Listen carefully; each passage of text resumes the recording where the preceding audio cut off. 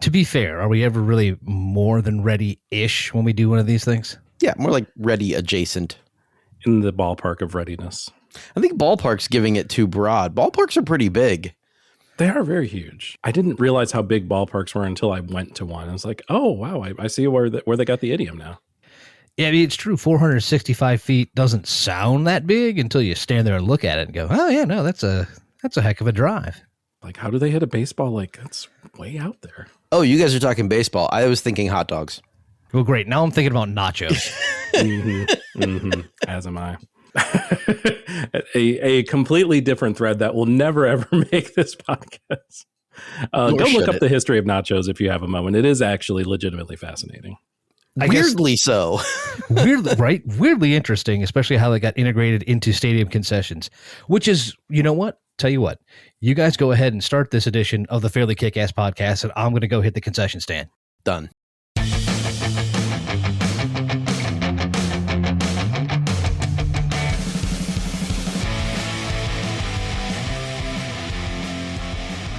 Oh, can you grab me some Cracker Jacks while you're over there? Certainly.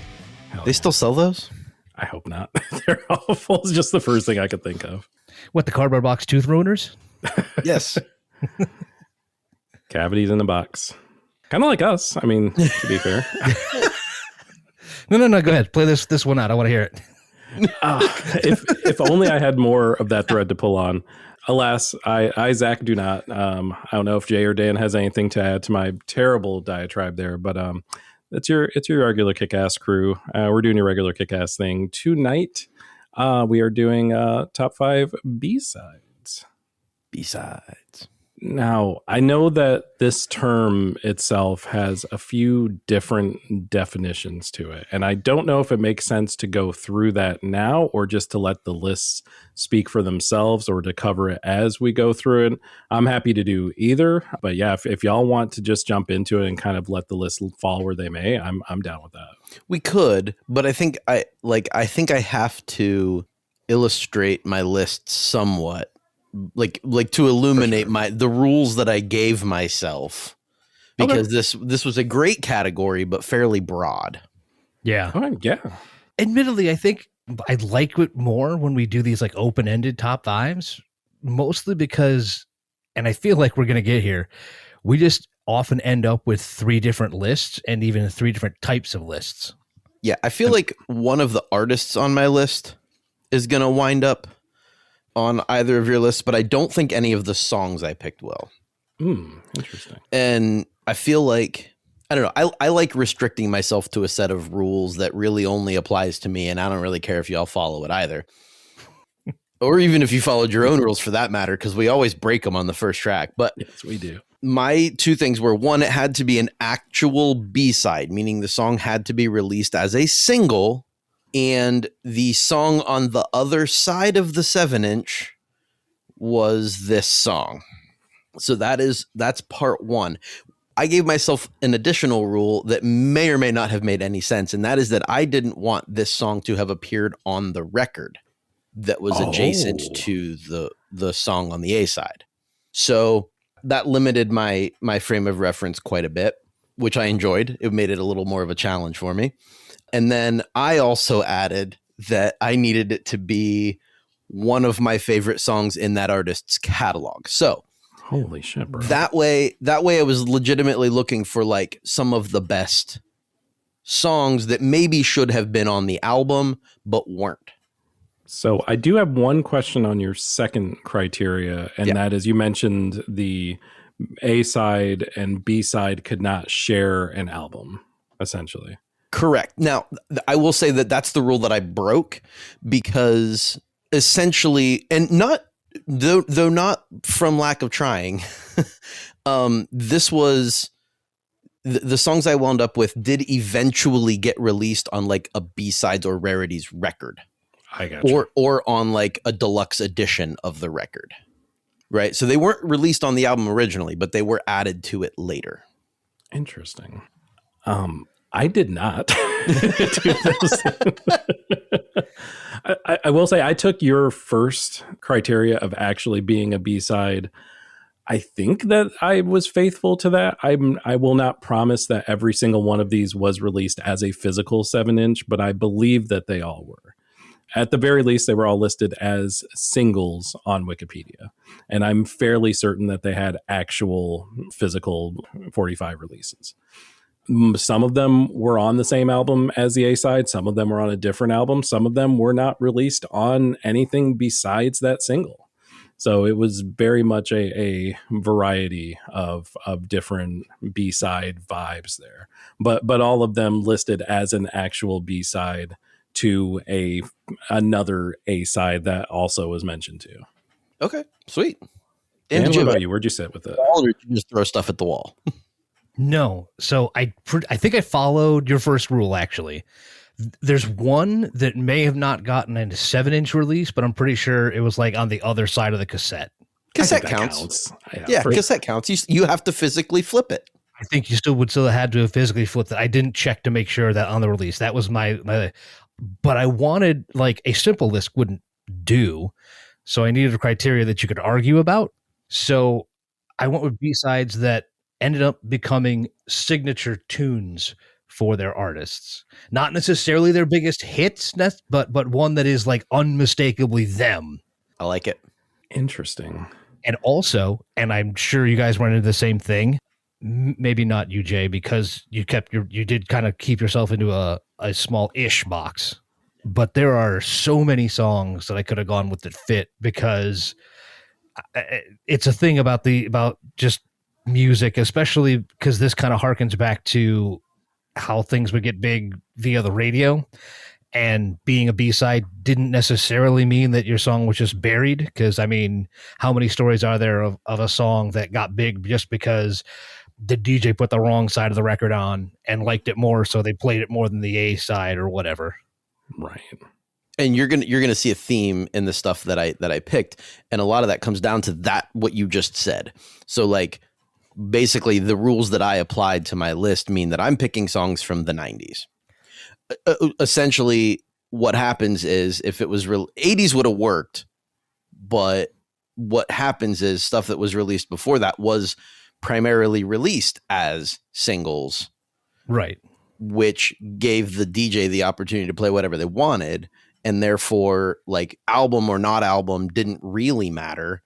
It could have gotten massive airplay as the B-side. And that made me not want to pick them. Fair. There's no other real reason I didn't. I just chose not to. And don't get me wrong, and also a quick scan, I think for my number one song, I dropped my second rule and picked yours up, or at least picked your third rule up. So it was one of your favorites? Yeah. This is going to be wild. These are going to be either three vastly different lists, or somehow we're all going to have the same exact list despite our weird criteria. That's not possible. I don't know, but I'm willing to bet. Well, actually, I can think of one we might have gotten in sync. So it's neither here nor there. Well, yeah, let's have it, Dan. We'll get started with you. What was your number 5? Okay, but also I'm gonna slip into this because as I was reading this down, there doesn't seem to be any other way to do it besides introduction on your old hit parade. So as I slide into the cheesy DJ announcer voice, I'm sorry. I'm not really sorry, but I figured I would give you the warning. Nice. But I will start in the way back when, back in the day, like last Tuesday, when a random B movie set in a prison produced one of the most recorded songs of all time. One scene in that film featured a prisoner singing a shortened version of the film's theme song, accompanied by another prisoner on a beat-up guitar. The track actually earned Unchained an Oscar nomination for Best Song in 1955, but it would lose to Love is a Many Splendored Thing. Its consolation prize, though, came a decade later, and then actually 20-some odd years after that, it'd get another medal. But a decade later, when Bobby Hatfield and Bill Medley were putting together their 5th album, and Unchained Melody would become one of the Righteous Brothers' biggest hits, and they're one of their most recognizable sounds. I mean, they've got 2, actually. And we all know the other one, but you have to be in a bar, and you have to have a karaoke mic in your hand for it to make the most sense. So this would be, for me, their most recognized sound. And that whole little intro explains the title of the song, which it feels like is one of those things that if you didn't bother taking the time. You're like, why the hell is it called Unchained Melody? See, the movie it came from was called Unchained. No one remembers this movie. It's the main melody of the film, hence the title. Do you know what I mean? I'll never stop dreaming of you every night of my life. I'd do anything for love, but I won't do that. Get it? Got it. Cool. Anyway, it was released in July of 65 behind Hung on You. That song made its number 47 while Unchained Melody hit number 4.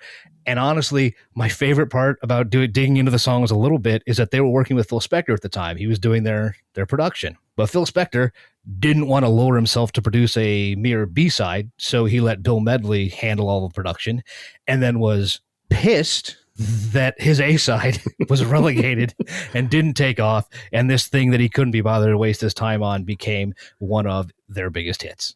Someone didn't bet on a winner, did he? Nope. I'm here for anything that pisses off Phil Spector, really. Mm-hmm. Yeah. That's pretty great. I think we're all in agreement with this fact. I also didn't know that part of the story.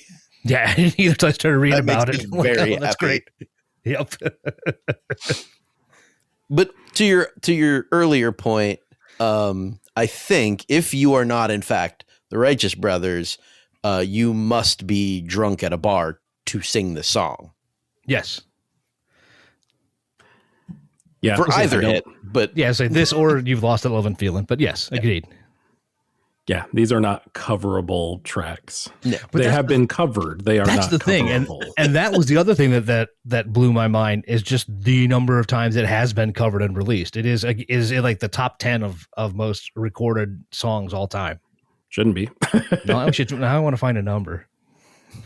I mean, they nailed it from the jump. Like you cannot improve Just doing the one on the formula. Yeah. Yeah, that story, the song itself, its inclusion in the fantastic film Ghost, like everything about it is just like superb. Yeah. Aces. Come back to me. I'll see if I can get you an actual number here. Nice. Well, while you are looking at that, I can dip in to my number 5, which is going to come a little bit after your number 5 did, Dan. I didn't realize it, Jay, until you mentioned it, that like a lot of my tracks are also just from the 90s, just by way of the way that this all shook out. Some are not. There's a couple that are a little bit older, but this specifically smack dab in the middle of the 90s from 1995. I'll talk about the A-side first, which is Street Spirit Fade Out off of the Bends by, of course, the great English band Radiohead. That single does not have a B-side, which makes my first choice a little weird. It has 4 B-sides. Let's go through the 3 that don't matter real quick, and then I'll get to the one that does matter. You got a fun, sluggish jam in Banana Co. You have a couple of slow burners in Bishop's Robes and Molasses. Those songs are fine. They're Radiohead. It's fine. But the important track of the 4, and my number 5 B-side, is Talk Show Host. As far as I could tell, this is one on my list that was never released outside of this specific Street Spirit Fade Out single. I think it may have been on a movie soundtrack, but it was never released as a part of Radiohead's catalog outside of the single, which is a damn shame because it is a mighty fine track. You have some extremely hard drums from Philip Selway. The song does a lot with a little. Despite its aggression, it is very minimalist in terms of vocals for a band that is not known for being very minimalist in terms of lyrics. This one really is, but it works well for the song. Some of the lightest lyrical density you'll find in a Radiohead song, but again, it is perfect. The speed is a little slower, but it also works. It is a true hidden gem in their catalog. I agree. I also really like Molasses. Maybe it was a vibe check. I could not get into it. The name checks out. Yeah, it does. That's for sure. That one's on my honorable mentions list. Oh, hell yeah. Nice. I don't really have a lot else to say about it because you summed it up very nicely. It's a beautiful song. I love it. Actually, The Bends is my favorite Radiohead record. Well, second favorite. Amnesiac's probably my favorite, but I do really like The Bends. Not the disease, but the record. Your condition? It's not really a disease. Yeah, I guess condition. What a weird thing to talk about. Rabbit holes upon rabbit holes. Mm-hmm, mm-hmm. Is your number 5 a subject of a rabbit hole for you? No, actually, it sort of contains some cyclical lyrics, so it sort of creates its own hole to dig itself in. But I went with it's actually the only one of mine that falls outside of that 90s window. I went with 2004's Modest Mouse B-side to Float On. Whereas Float On is that relentless optimist of the 2004 indie scene. You know, it tells us that even if we get scammed or crash our cars, everything's essentially fine. It's clean, it's catchy. It's arguably the only reason that anyone older than 55 or younger than 35 knows who Isaac Brock is. In contrast, its B-side, I've Got It All, parentheses, most, is the sweaty hangover that follows. Where Float On is airy and resilient, the B-side is jagged and manic, trading in the don't worry vibes for an inventory of life overflowing with clutter and questionable choices.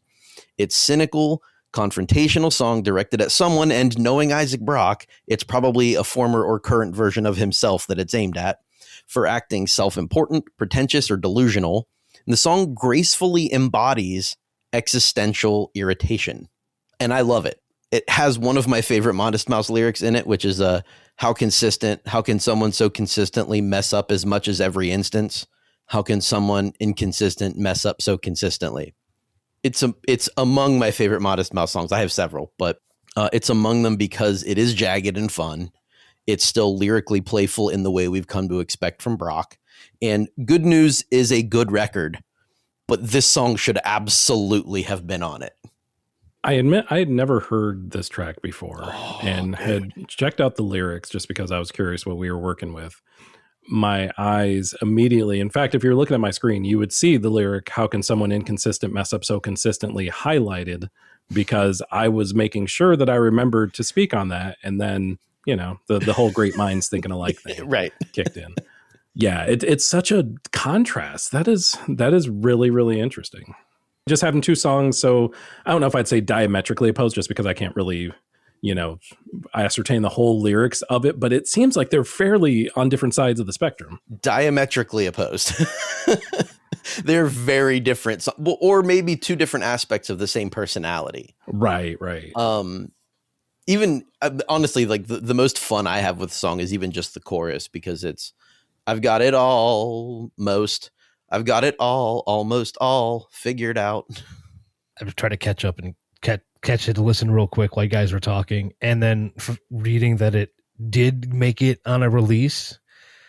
They stuck it in between Bury It With Me and Dance Hall on the dual disc release, which that's a whole nother time and place era thing of those. And trying to mentally plug that into the outro of one and the intro of the other. Yeah. And it really does work, actually. Mm-hmm. There's a few spots that it could have fit into that record, I think, but you know, I'm not in charge of that, nor does anyone want me to be. Love the song though. Good choice. Yeah, that's perhaps a reminder that I have not listened to enough Modest Mouse in my life. Agreed. I'm with you on that one. Well, Dan, I know that there are at least 4 more songs that you have listened to, so give us one of those, your number 4 specifically. There are, but for the callback, according to the publisher of Unchained Melody, it has over 1,500 recordings. That's over 1,500 too many. Yeah. We need to make some phone calls, guys. That's going on like Hallelujah level of recordings there. Not a problem with my number 4. And this one is not a case of the B doing better than the A, as the A is another one of this band's signature hits, and it may be the one that kind of fully made them into the mainstream. But the B was damn good, as a short but tight, slower jam with an unmistakable guitar intro and part and solo, all contained in the middle of this. Originally an outtake from their 1991 debut record, it's become one of their most, I saw that reaction, let's go. It's become one of their most beloved tracks, one of their most fun live tracks. It's fun that the lyrics are pretty much made up in a jam session by the band, and their lead singer been known to change it up when performed live. Not that you could always understand them. It's been interpreted at times as an anti-war song, or as he would later call it, an anti-patriotic song, as it was written around the time of the first Gulf War. Because at number 4 is the B-side to Pearl Jam's smash hit Jeremy, an equally moving track is Yellow Ledbetter. Honorable mention. I was getting worried for just a moment, and then you started talking about the mush mouthiness, and I was like, okay, I know which one he's talking about. There you go. Yeah, that was the giveaway. That was the giveaway. Yeah, no. It wasn't, and for whatever reason, mentally, it never clocked that it's just barely under 3 minutes. You know what I mean? It seems like a song that slows time down as you're listening. I don't know how else to describe that. It really is like you said, it's an outtake. It seems more of a quick hitter than anything else, but they pack so much into those 3 minutes. Yeah, they do. It's a wicked song. Truly. You could have told me it was 4 minutes. I would have taken the over. That's the thing. Yeah. 3 is tidy. Wow. Make me fries. That's one as I did research on this that I figured one or both of you would add to your list. So I'm refrained from making sure it was on my top 5 because you could talk about it more eloquently than I could. But B, it was also on several other lists as well, and for good reason. A-side also not that bad on that one. That's all right. Not so bad. No. I also, full disclosure, I was pushing back against using that song on my top 5. It could easily have fit in here. For sure. The song of theirs that I really wanted to put on this list, turns out it was the A side. I had it backwards. And that was the song I Got Id, which was the B side to that was Long Road. And I thought I had it the other way. Oh, okay. It was off of Merkin Ball, which had Neil Young on guitar. Yeah, I am even more happy that I did not have that on my list because that was a hell of a work up there, Dan. Yeah, it was. I can only hope that I can do at least half as good with my number 4. And it is going to be, just like my number 5 was, a pretty significant departure, Dan, from your number 4. It is the classic, I'm the shit, I'm the best, I can't be defeated, yada, yada, yada. A tale as old as time that you've heard from multiple people, a tale that you've heard from musicians, from hip hop artists, that seems to be a fairly common motif. That's what we got here. But goddamn did Nas do that specific type of song really, really fucking well over his career. And my number 4 track is no exception to it. The B-side to Stillmatic's Got Yourself a Gun, Your Demand, should not be discounted due to how great the rest of that album, and to be fair, the rest of that catalog really, really is. Your Demand was one of a couple of tracks on Stillmatic produced by the legendary in his own right, Large Professor. The other being one of, if not my personal very favorite Nas track in Rewind. And while Rewind may be deeper lyrically, let's call it what it is. It's a very cool, well done track.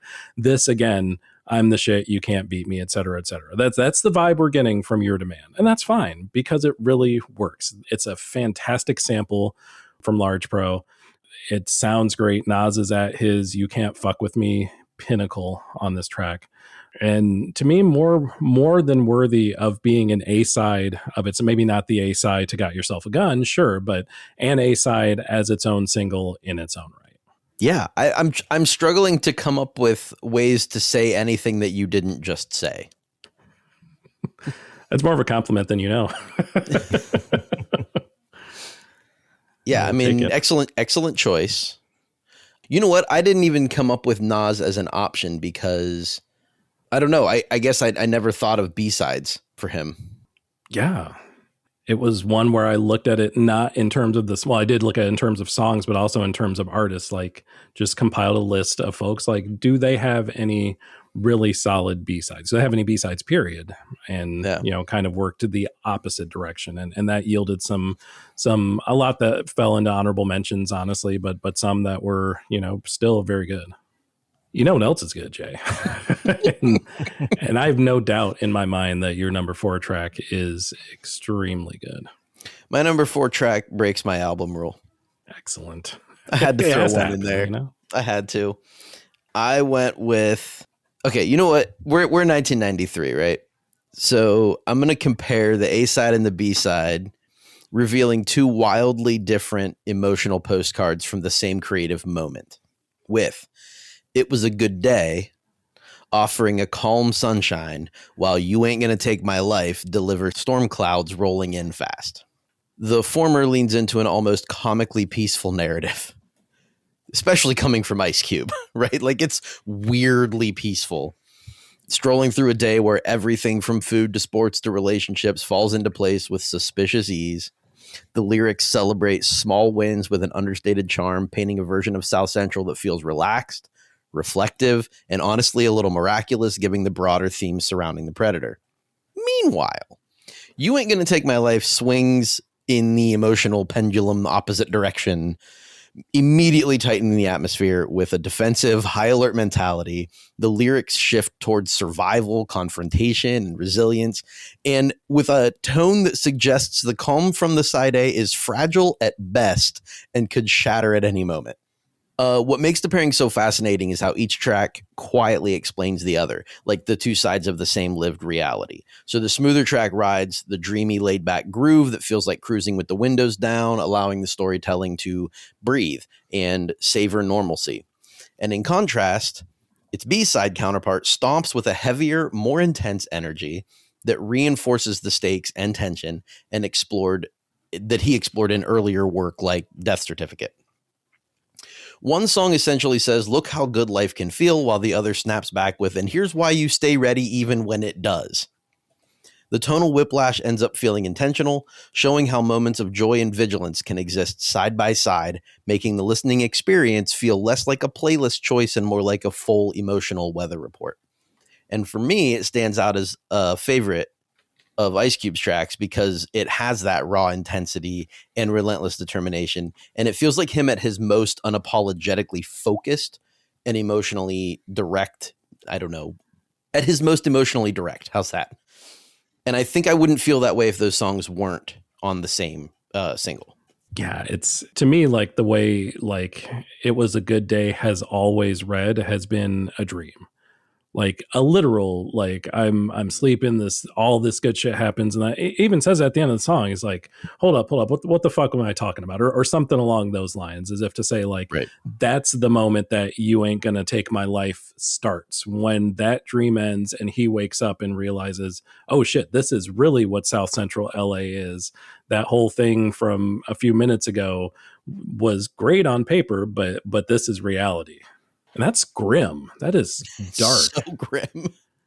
That's a good ass record, though. No, I find myself right now enthralled, catching up and enthralled with like that hard driving funk backbeat. Isn't it though? That bass line is killer. Right. And again, the perfect juxtaposition to "It Was a Good Day." Yeah. Apparently January 20th, 1992. That was the good day. Literally. People have gone through and figured out, okay, what day back in the day was Yo MTV Raps on, and was it Smogless, and did the Lakers beat the Sonics? And like they went through and actually tried to figure out the exact day, and they figured, I guess, according to at least this one record I got, or one article I got, 1/20/92. That's really funny. Going back through the Weed Man's ledger, like, where did she buy it from? Yeah, right. Dan, what else do you love? What's talking at your number 3? So let me put something else to y'all. What is like the most common, or maybe one of the most common topics for lyrics to a rock and roll song? Drugs. Sex. That's on the list. There you go. Sex, of course. So It was one of the two. Yeah, I was gonna say. There's only one other one that you could really go up there. So when an artist writes a tale about the first time that he has himself some, and it happened to be that he got close with a cougar, it's bound to become a hit, right? Especially in the 70s. That is true. But this not only became one of his biggest tracks, it was also listed at number 130 on Rolling Stone's top 500 greatest songs of all time, and has been inducted into the Grammy Hall of Fame. All about getting it on with an older woman. Hope I can do this right. Based on an old Liverpudlian song about a prostitute, It became less about a boy with an older woman and instead more of an anthem about teenagers in love and how they are desperate not to get caught after they finally did the act. Most forgot about its A-side, Reason to Believe, and instead they played the folksy, soft rocky classic all the way to number 1 in 4 countries, including the U.S. in 1971. And here we go. Also, mandolin. So, I mean, that's, anytime you get a mandolin on the radio, right? Nice. Off his seminal record, Every Picture Tells a Story, my number 3 is one of Rod Stewart's biggest, Maggie May. Wake up, Maggie. If you could find me a song farther away from Ice Cube, I would be impressed. I'll hold that thought for just a moment. But he says, hold my beer. Fair enough. I think I got you, fam. But until we get there, yeah, this is one of those classic cases of like, would not believe that this was the B-side unless I knew that it was, unless you just told all of us that it was. Which is also a common theme. Is they keep running into these songs. If you're looking for like list of B-sides, you're like, wait, that was a B, that was a B, that was a B. And again, it comes with the connotation, or at least it seemed to, that the B is the weaker song. You put it on there because you had 7 other inches of vinyl you had to press on. So here's something else. Maybe it'll be a hit. I mean, Stewart himself didn't really have a ton of confidence in this one either. Like the record company's guys told him like, yeah, whatever, it's a throwaway. Don't worry about it. So they all thought of it as a cast off. And then it, picked up momentum. I'm relatively certain that the only version of Reason to Believe that I know, because I started singing in my head when you said it, but I think he did either a re-recording of it or a live version of it in the early 90s, right after he did that song with Sting and Bryan Adams. Like somewhere around that era, I think he did either a live version or a re-recording. I would say, did he rework it as part of that like a Great American Songbook era he had in the 2000s? Maybe. It's hard to tell, though, because despite the fact that those are 20 years apart, he's always sounded like he was 70. So there's no way to know in his voice. That's true. Because if someone would have gone, yeah, no, Sailing was like 73, like bullshit. Like, there's no shot, right? And Young Turks was in the late 80s. I don't know what to tell you. It all sounds the same era, which to him, I mean, props for consistency. Yeah. Right. Oh, and I ain't mad at it. I like both of those songs. I even like that thing he did with Sting and Bryan Adams, which I love that song. Mostly because it comes off the definitive film version of the Three Musketeers. No, that was from Robin Hood, dude. No. Yeah. No, that was All for Love was the Three Musketeers. Oh, no, you're right. Yeah. It was the other Bryan Adams song that was from Robin Hood. Oh, Everything I Do. Yeah, that one. Which I also love. I'm the problem. I understand. Look. The Canadian government has already apologized for Bryan Adams, okay? It's fair. Well, I do not have any Bryan Adams on my list. I'm kind of regretting that now because that would have been great as a bit. You still made the right call, no matter what you're about to say. Indeed. You were wondering, Dan, if we could get further from Ice Cube than Rod Stewart. I think we got there. My number 3, I have one of the all-time greatest love songs in the history of love songs. Full stop. And of all my tracks in my top 5, probably the one that most deserves to be a B-side. So let me explain that real quick. So not that it's a bad song, not that it should be a throwaway song. Again, the whole one of the greatest love songs ever. It's a great song.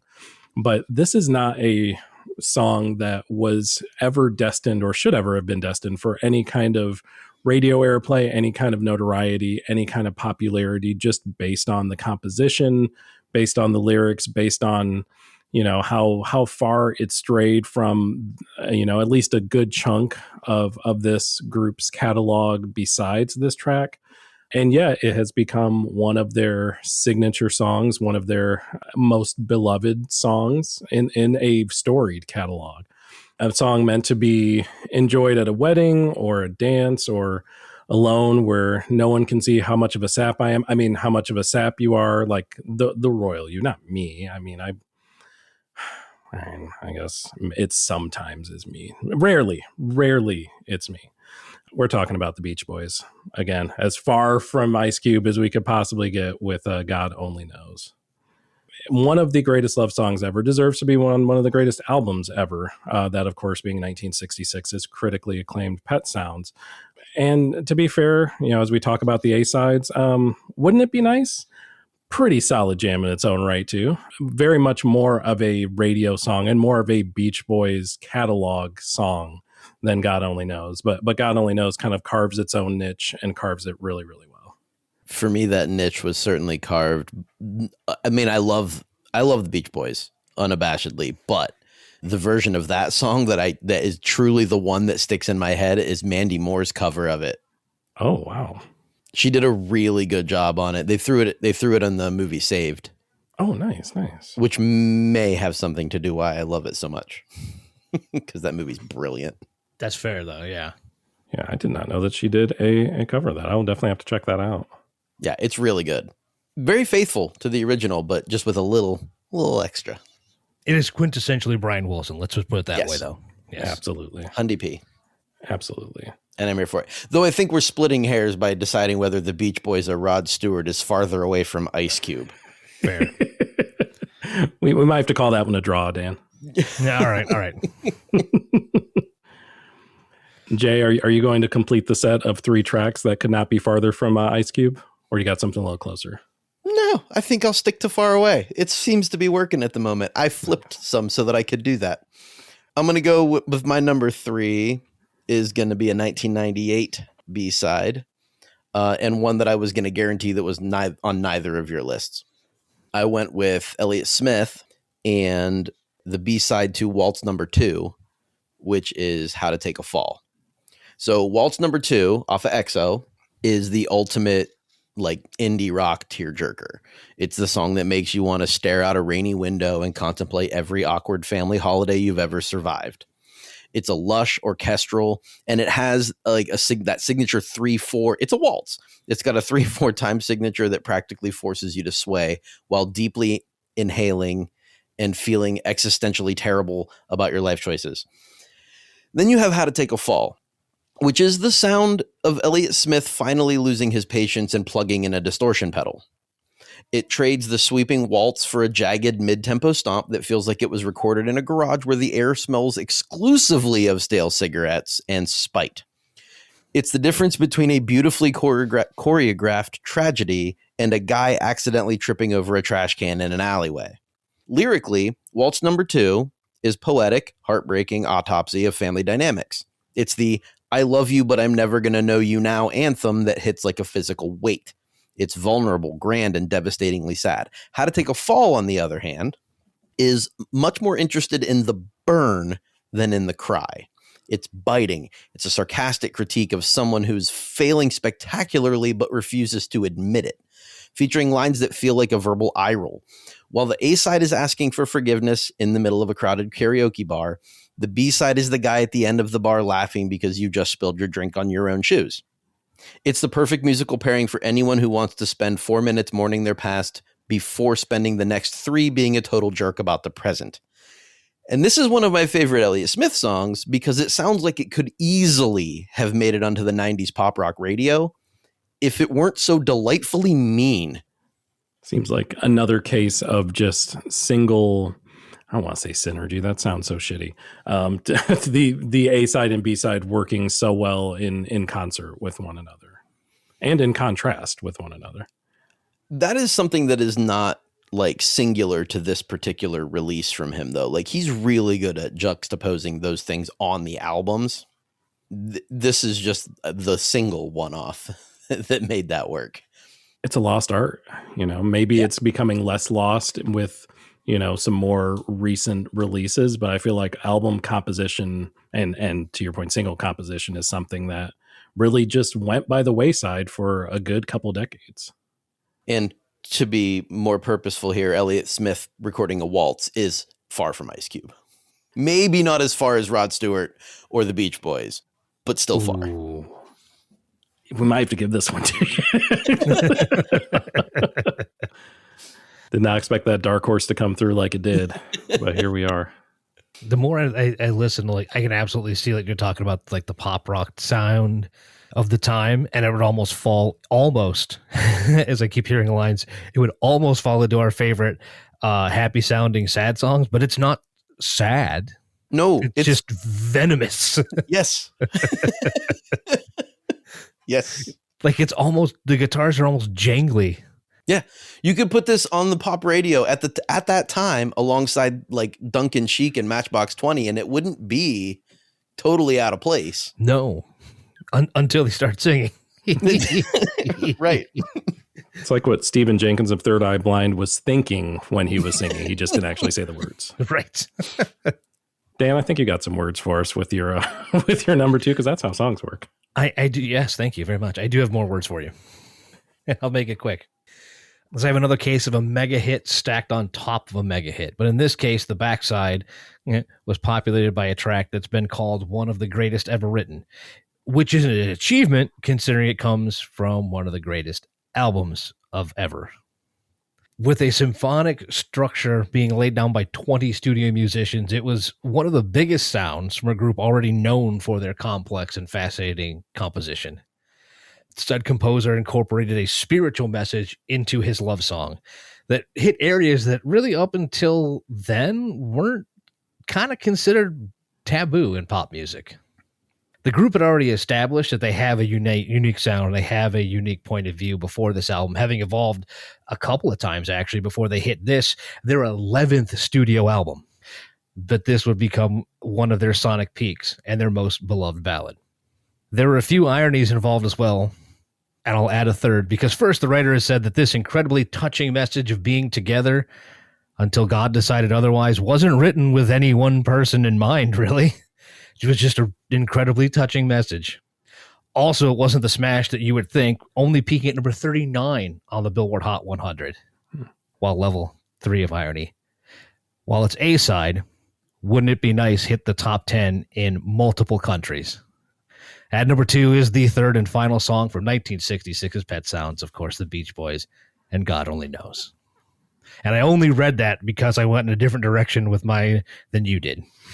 And I'm glad you did, because that added a lot more flavor, a lot more context. And I thought that was really cool. Yeah, I enjoyed the two different lead ups on that one. Enjoyed that. That was fun.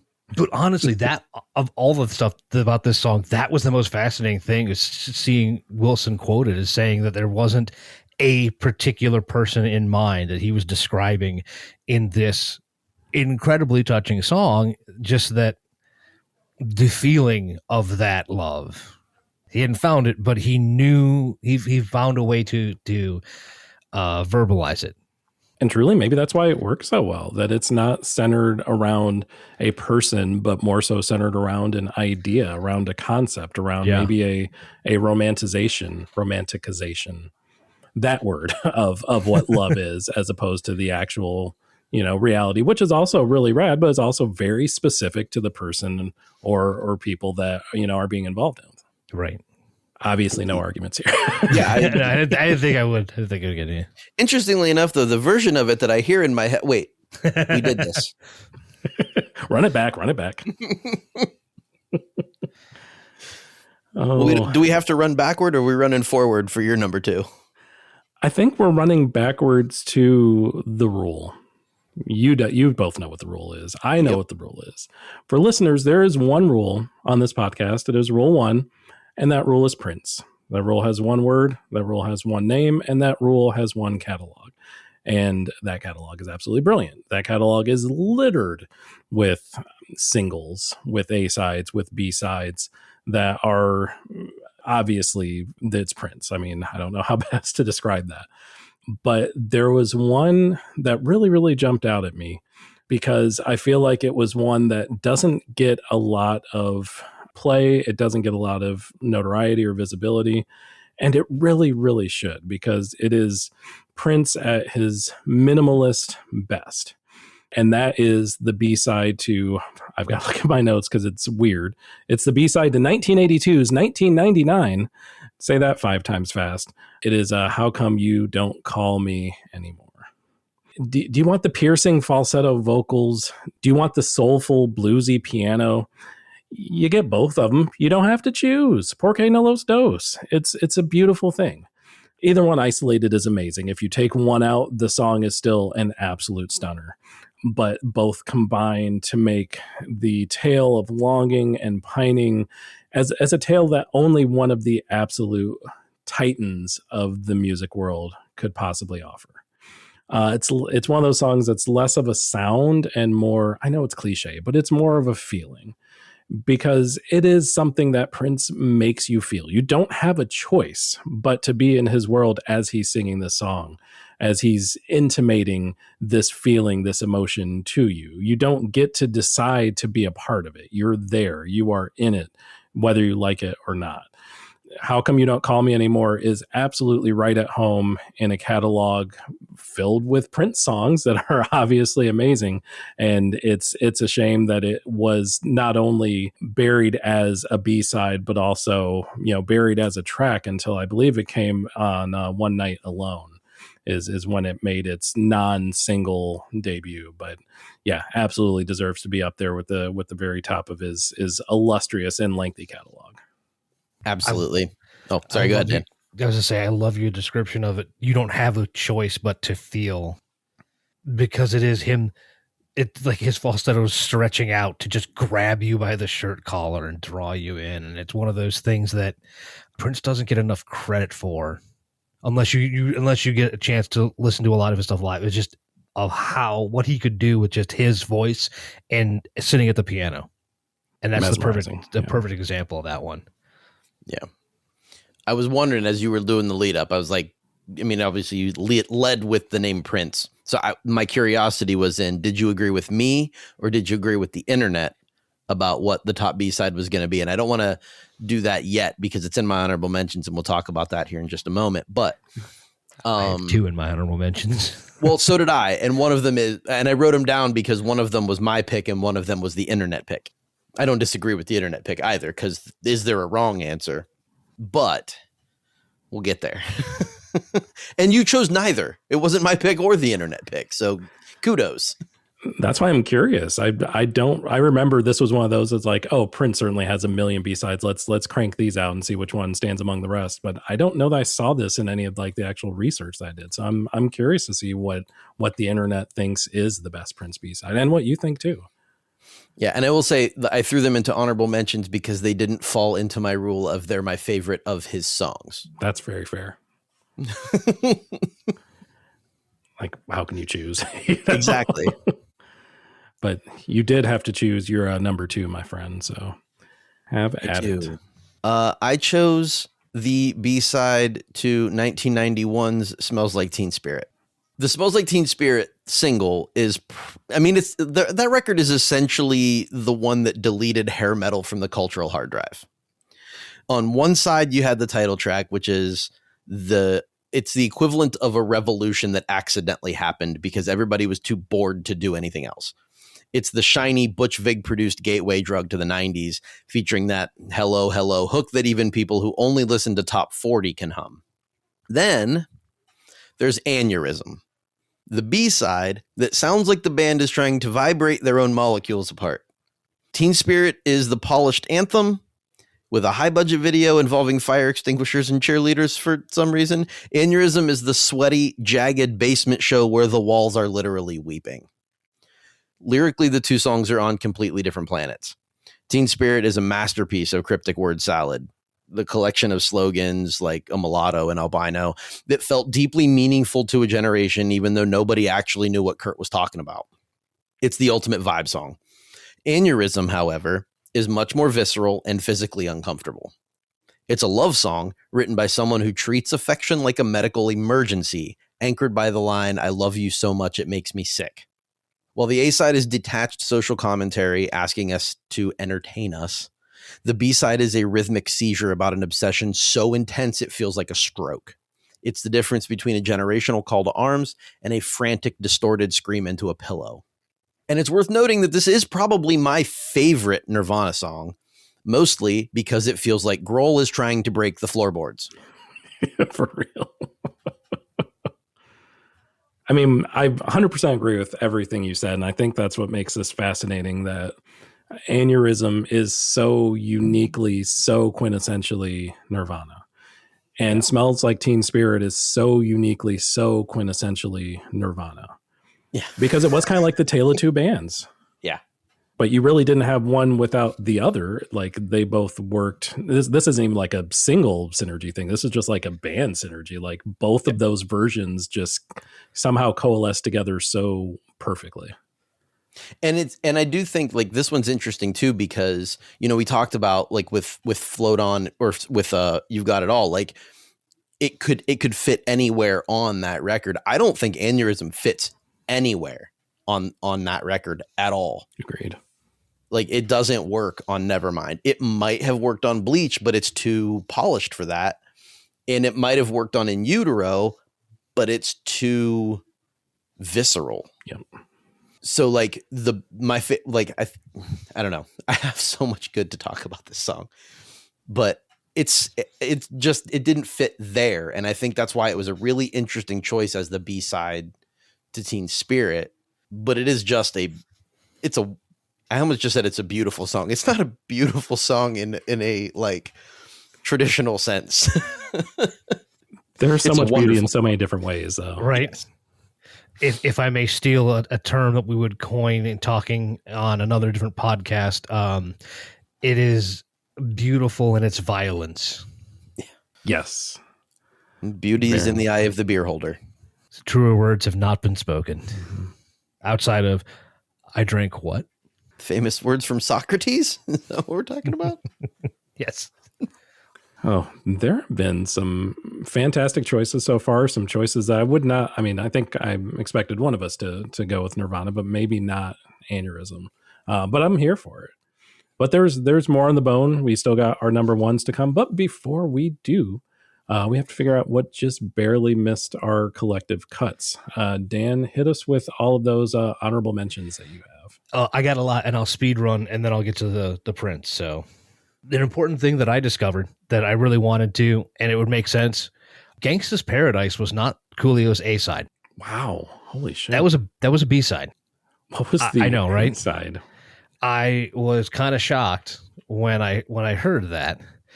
Was it somehow on the other side of Fantastic Voyage? What are we talking about? There it is in places, yes. No. The other side of Fantastic Voyage. No. And yes. It's an A when attached to Dangerous Minds, but apparently it came out as the B. And I've seen it in multiple places that it got one of those that got flipped.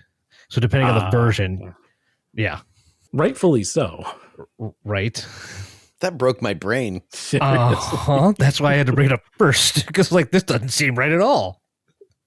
Other ones include Gloria by them, one that fit because it does Blackwater by the Dewey Brothers. One that I was also surprised was a B-side, Green Onions, the Booker T and the MGs. Wow. Right? As well as Soul to Squeeze for the Chili Peppers. Yep. Although I feel this does feel more of a B-side, but I'm one of my favorites. Another mind blower, Good Riddance, Time of Your Life was a B-side from Green Day. For comic relief, John Fogerty's Centerfield was a B-side. and it could be his solo sound, not him in general, but his solo sound. It's also Spring Training, so that was front of my mind. I'm okay with that as a B-side, to be fair. Yeah, I'm pretty sure it's still a B-side. Exactly. A more personal favorite, Blue Dahlia from the Gaslight Anthem. Hound Dog. Elvis was a B-side, and while it was not his first, and arguably not the better version, that's still Big Mama Thornton, it was essentially, he became his signature sound early on in his career. So, Jay, I feel like we might have at least one of the same. I wonder if we have the same two. I want to make sure I don't get these reversed, because I've done it before. But I have the B-side to Let's Go Crazy, Erotic City. Oh, okay. Getting a shake, getting a head shake. Wow. No. And the B-side to When Doves Cry, 17 Days. That was one of them. Okay. Figured you'd bet at least 500 there. The best, I was going to say, that's the best part is there's so many songs we could name that would work here. Yeah. Yeah. No, I mean, 17 Days was, believe it or not, that was the internet pick. Okay. Okay. The bulk of the internet decided that was the better of the B-sides from Prince's catalog. I mean, it's still, we went through the whole catalog ourselves months and months ago. An episode you could go back in your podcast player of choice and find if you just search for Fairly Kick-Ass Prince? ? We'll probably get you there. That was a really hard episode, as you could imagine. That was brutal. Oh, yeah. Yeah. But even if you narrowed it down just to B-sides, I feel like that doesn't make it too much easier. I think you're still wading through a lot of amazing stuff. Yeah. Well, I will knock mine out real quick, Jay, and then we'll throw to you to see what your Prince pick was, kind of to put a bow on the honorable mentions. Yeah, sounds good. So, How Do You Want It and Big Papa, two great songs of the 90s hip hop era. Tupac, of course, singing How Do You Want It, Notorious B.I.G. singing Big Papa. Those songs were great. Those songs were not B-sides. They were the A-sides to two of the most heinous, visceral, and literally deadly diss tracks ever created in the East Coast West Coast rivalry, that being Hit 'Em Up and Who Shot Ya. Both B-sides and both, oof. Yeah, that deserves an episode if we haven't done East Coast West Coast yet. I don't know. Well, we didn't, but we did do the deep dive into Tupac. We did. That's true. And I'm pretty sure we've done a list of either a top 5 or a rush of diss tracks. That was a fun episode. We did. Go check that out too, because that went in directions that I could not have foreseen prior to researching it. That was super cool. I'll touch on a couple of more, including 29 by the Gin Blossoms. It's the same sort of early 90s sound that they not only benefited from, but helped to mold throughout the entirety of New Miserable Experience. It was the B-side to Hey Jealousy. Also, one that kind of surprised me, Rabbit Run, originally from the 8 Mile soundtrack, also was a B-side to Sing for the Moment. One of the harder M tracks, and for my money, one of the better M tracks, especially at that point in his catalog. The B-side to ATLiens, Wheels of Steel. Admittedly, this is an average Outkast track, which means that it is a wonderful hip-hop track in a vacuum. It's just that everything else that came on that album and the albums that preceded it, or that followed it and preceded it, were just beyond the pale. But still a fun track nonetheless. The B-side to Baby One More Time was actually not terrible. It's a song called Autumn Goodbye. It was essentially like envision a reimagining of Janet Jackson's Together Again. It was nice. It was nice. That's really the best that I could say about the song. It's a bit unremarkable, but it is at least a little bit of a vibe shift from the rest of that album. And then one more, just because I feel like it needs to be said. All I Want for Christmas Is You is not the best Christmas song Mariah Carey has produced. That is actually the B-side to All I Want for Christmas Is You, which is Miss You Most at Christmas Time. Miss You Most should have been the classic, and All I Want for Christmas has unfortunately buried it to never be spoken of again. But I would like to, this Christmas time in 10 months, because all of you and me will all remember, throw on Miss You Most at Christmas Time and let me know if you agree with my sentiment or not, because you will. You definitely will. I somehow feel like if that had been reversed, we'd be having the same conversation in the other direction. Oh, without a doubt. Yeah. I would be going to the hilt for All I Want for Christmas Is You if it was the B-side. Right. I can be bought. I don't have a lot of honorable mentions myself because, well, we talked about a few of them already in Radiohead and Pearl Jam. I'll add one more 90s track to that, and that is Kenny Wayne Shepherd and Voodoo Child, his version of Voodoo Child. But I specifically like the instrumental version, not the version they did with Noah Hunt, which is cool. Don't get me wrong. And also, they didn't do it any better than, say, Stevie Ray. But it's also not one of my favorite tracks in the Kenny Wayne catalog. So I let that one slide. I also threw something in there from the 80s, and that would be Murder by Numbers by the Police, which is on the backside of Every Breath You Take and is a much better song. Like in every capacity, it's so much better. It's a low bar, to be fair. True. It fits more with Every Breath You Take than most interpretations of that song. Right. And then after that, I'll just get to my Prince ones, which we already talked about how 17 Days with the internet pick. And the one that I chose, make fun of me if you have to, but I went with She's Always in My Hair, which was on the backside of Raspberry Beret. Yeah, that kind of works on a couple levels. No, it does. No. I'm going to make fun of you for that. Absolutely not. Yeah. No, I love it. I love it so much. And then also the Cyndi Lauper cover of it is so good. Well, now I'm going to find that, of course. I don't know that Cyndi Lauper missed that much back in that era or in any era. No, she crushes that song. Yeah, zero arguments, honestly, to the internet or to your pick. And the follow-up was I'm looking for that as I found it, but I also need to go backwards to the D'Angelo cover as well. The D'Angelo cover of it, yeah. Good songs. As we're talking about covers, I'm realizing like, oh man, we did a whole episode on that, and I completely overlooked all those. We did. Another episode? No, I'm not going to do the plug again. You know where to find them if you want them. Let's get to our number ones, though, because I want to talk about mine. Dan, have at it. Go to the tippy I'll top. go ahead and do that and do my sellout, cop-out number one, which also breaks my damn rules. Attaboy. So I wanted to make sure I waited for the top of the list to do it, because the top track for me is another where it's not even close to the top of the list of best known and remembered songs by the artist. It may not even get to the top 20 for some fans, but it is a song that embodied their penultimate works. Its A-side was a number one hit in 13 countries, so it had a little work to do to catch up, and it only rose number 35 in the U.S. Featuring an iconic lick from their monumental lead guitarist and the work of their celebrated fifth member on the electric piano. It also has a counter melody that's also very unique to their work. Less a love song and more of a love plea.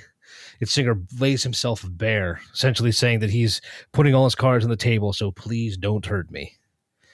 Considered one of the more underrated pieces in their catalog, which I inexplicably spelled the British way. It's managed to become their most viewed video on their YouTube channel, ironically enough, with more than 500 million views of their rooftop performance so far. What more can I say other than my number one B-side of all time, one of my favorite Beatles tracks, the B-side to Get Back, with Billy Preston, it's Don't Let Me Down. That's the most viewed Beatles video on YouTube. That's kind of incredible, to be perfectly honest. It's an interesting statistic. I read that fact. I was like, there's no way. And I had to go back and check it. I'm like, yeah, by like 200 million views. Wow. Whoa. Yeah. Okay. Fair enough. I mean, I had no notes about, whatever. Truly, we're I'm going to use the phrase splitting hairs again. You're picking your favorite of a pantheon of B-sides. Right. Exactly. Right? Like, there are so many to choose from. And you did the work of trying to sift through that and pick your favorite, and I didn't. I let that slide. Fair. Yeah, that was one that I couldn't touch for similar reasons, because Prince was enough. Like, to do that again with the Beatles would have been, that would have taken me another several hours, I'm sure. I wasn't lying when I said it was a cop-out to a certain extent. I mean, if it was a cop-out, it was a good one. Yeah. There's worse. Honestly, and if you're going to ask me anyway, I would have picked Dig a Pony, but it wasn't a B-side, so there's that. Right on. Yeah, I wish I had more honorable mentions that were actually A-sides that I would have expected were B-sides, but I had that thought literally, 6 seconds ago, so that did not happen. Well, what did you think of for your number one? So, for my number one, and this might give it away, and that's fine, I present to all of you a bit of an oddity. For one, this David Bowie track was never its own single, despite having been released thrice as a B-side. The B-side to 1969's Space Oddity, off of Bowie's self-titled second album. Also the B-side to Life on Mars, released on Hunky Dory in 1971, and then as its own single in 73. And then finally, as the B-side to the re-recorded version of Strangers When We Meet, released on 1995's Outside. Yeah, it was the name of the album. I agree. Maybe it should have been a single. How no one who listened to the title track of 1970's The Man Who Sold the World and heard a single out of that is beyond me. But their loss is my gain for this list because I get to use it as my number one. I get to use it. It's an absolutely haunting tale. If you haven't heard it, just stop listening to this. Go listen to that track right now. Actually, keep listening to this. We need the listens. We need the views. But afterwards, go listen to it. It is an absolutely haunting tale that, by many admissions, including David's himself, is somewhat open to interpretation. Perhaps the best I could do is that it centers around the loss of self, either metaphorically and or literally. We certainly don't have the time, and I certainly don't have the mental capacity to dissect exactly what that song means at the root. And I doubt that if I tried, I'd even get to the finish line anyway. But the key to this track working so well is, again, that term haunting. You have the creepy vocals backed by the bass scales that lead into the chorus that sound like the audio representation of a haunted house. It is one of those that is not necessarily beautiful in the classic sense, but certainly is beautiful in the other interpretations of the word. It is one of the most gorgeous songs in Bowie's catalog. And again, this was not a single, but yet was somehow 3 times a B-side, and I still don't know how that happened. And once you go and listen to the David Bowie version, you can then follow that up listening to Nirvana's version on the Unplugged record. As you damn well should. Which is how I was introduced to the song. That's how I was introduced to the song. Oh, yeah, for sure. Well, Jay, I think we have reached the end of our roads between Dan and I, so let's end yours as well with your number one. Well, my number one's already been mentioned, albeit in an honorable mention fashion. But I chose the B-side to, and here's where it gets funny, both. It's the B-side to both Give It Away and Under the Bridge in 1991. And that would be Soul to Squeeze. Comparing those 3 tracks shows just how wildly versatile Chili Peppers could be during their throw everything at the wall and somehow it's all gold era surrounding Blood Sugar Sex Magic. Give It Away bursts in like a hyperactive motivational speaker who's had 6 espressos and discovered funk for the first time. It's built on explosive bass lines, rapid fire lyrics, and a vibe that basically dares you to sit still. The song celebrates selflessness and connection, but delivers that message by sprinting directly through your speakers, wearing nothing but kinetic energy and a sock. Meanwhile, Soul to Squeeze, despite being a B-side, floats in with this mellow, introspective groove that feels like staring out a car window during a long overnight drive. Its lyrics lean into vulnerability and emotional fatigue, with Anthony Kiedis sounding reflective and weary in a way that contrasts sharply with the chaotic generosity party happening in Give It Away. The comparison gets even richer when you place Under the Bridge alongside Soul to Squeeze, because both tracks reveal the band's deeply human, emotionally exposed side, but they approach it from different angles.